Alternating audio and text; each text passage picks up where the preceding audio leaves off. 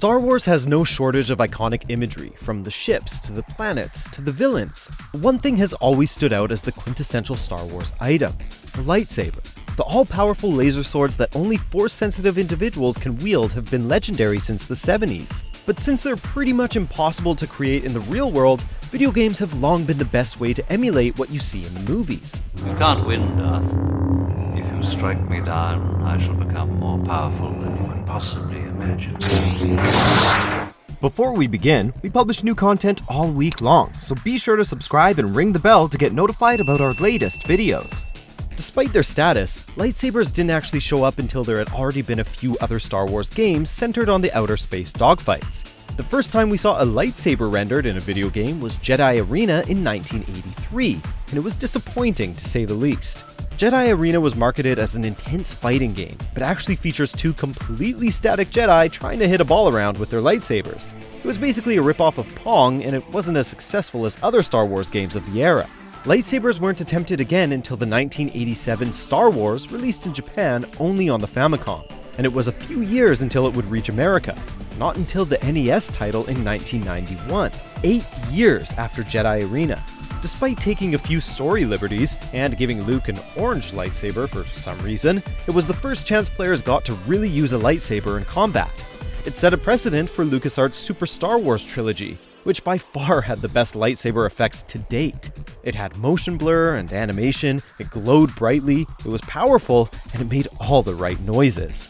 But Super Star Wars was still a side-scrolling action platformer. It wasn't until games started to become 3D that the lightsaber truly began to evolve as a video game weapon, in a variety of different ways. While there was 3D lightsaber combat in the 1990s with games like the 1999 Phantom Menace tie-in, it wasn't until Jedi Knight 2, Jedi Outcast, and Jedi Academy that we experienced how powerful lightsabers could really be. These games revolutionized lightsaber combat. After the prequel trilogy showed us just how flashy lightsaber fights could be. There was a robust combat engine favoring lightsaber on lightsaber duels, rather than lightsabers used to mow down countless droids, and these games are some of the few who don't shy away from the blade's power. Too often, video game lightsabers are more like shiny clubs than actual burning hot swords, but Jedi Knight had something other games didn't: dismemberment. Lightsabers are supposed to be able to cut through flesh like a hot knife through butter. And they rarely do this. The only time they came close was in Jedi Knight, which is just one of the many reasons it stands out.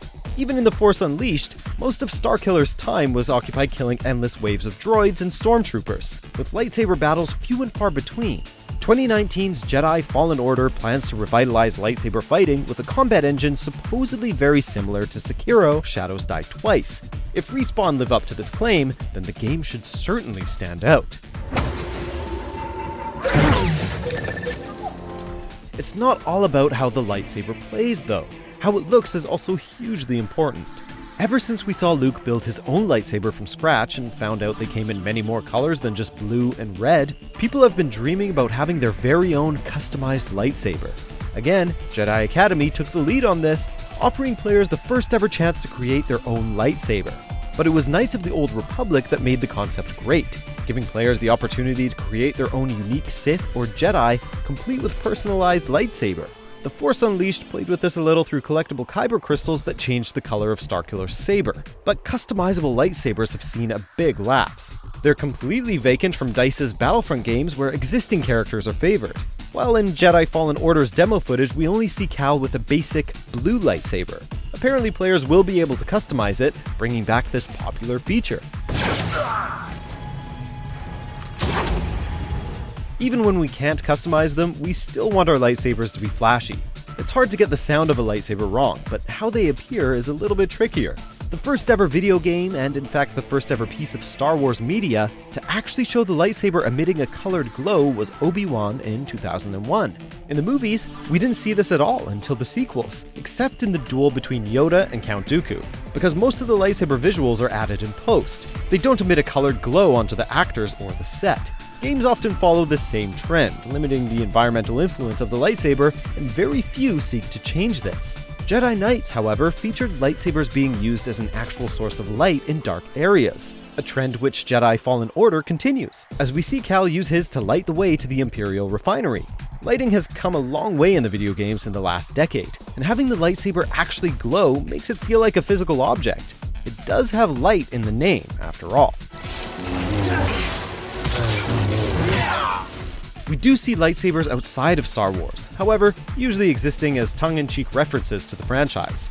They've shown up as the beam katana in No More Heroes and as the laser sword in Dead Rising 2, both of which, being far more violent, are able to show their weapons slicing clean through enemies. Beat Saber is one of the few VR games that's actually quite popular, with footage from it often going viral. Being able to brandish a lightsaber with your hands is incredibly cool, and hopefully paves the way for more immersive VR lightsaber battles in the future. Hopefully one day a video game will be able to bring us the super powerful movie-like lightsaber of our dreams, though a few have come close already.